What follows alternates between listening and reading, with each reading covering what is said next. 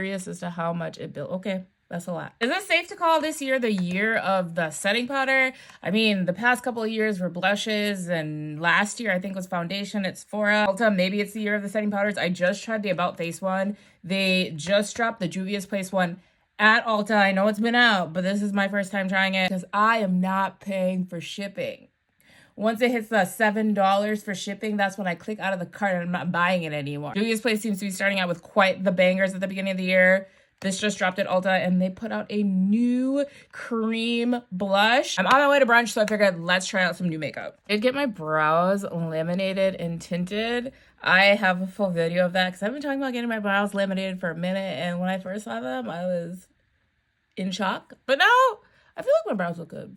What do you think? If you're new here, how my reviews work is I will go in with basically a bunch of products that I already use, and the only thing that I am changing is the powder and the blush. So I know that it's the new product that's messing up my face and not the tried and true products. We're gonna go blush before we go concealer, because if you know, you know. And it's cream, so I feel like if it messes up, then I can cover it up with concealer. I got this in the color Pink Passion. I think it's super pretty. It's coming across kind of like coral on the screen. Oh, this is brighter than I thought it was gonna be. I thought it was gonna be like a nice, solid, muted pink. This is pretty. This is so pretty. Juvia's Place, when it comes to pigment, every time. This is really pretty. You can definitely build it up. I'm going in super light just because it's like daytime, but even for this being like one swipe, the pigment is there. It is a little bit sheer, which it's a cream, so that makes sense, but this is gorgeous. Just gonna add a little bit more because I'm curious as to how much it built. Okay, that's a lot. Enough of that. Okay, so that's all blended out. It's like all sheared and pretty. Now it is powder time. This is really big. This is how many ounces? 10 grams, 0.35 ounces. I got this in the color Shortbread. I was between this and the one after it, but I feel like because I like a bright under eye, this made more sense.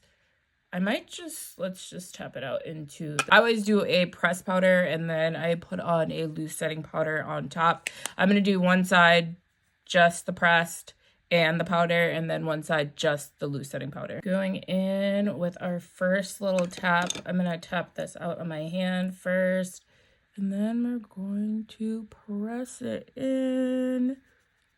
It's a little drying. I feel like my under eye is just really dry right now anyways, but it definitely blurs. So this is with, this is without. What do you think? Going in on the other side just with the loose setting powder. It's pretty.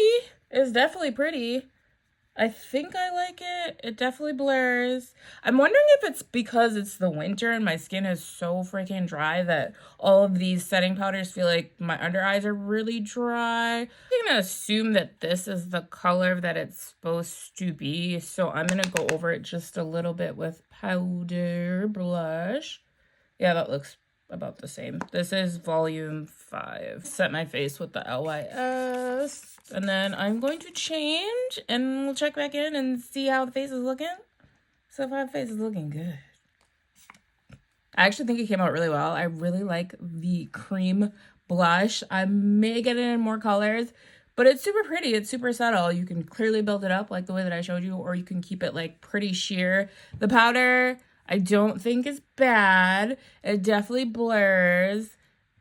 I'm gonna do a wear test. I'm going out to brunch now. My second pair of twins. I don't have kids. My cousin has kids, and those are my kids. I'm gonna go hang out with them for their birthday, and I think I'm gonna go to a movie later or something like that. So I'm gonna wear this for a while, and then we're gonna see how my face looks when I come back. But so far, I feel like my face looks pretty good.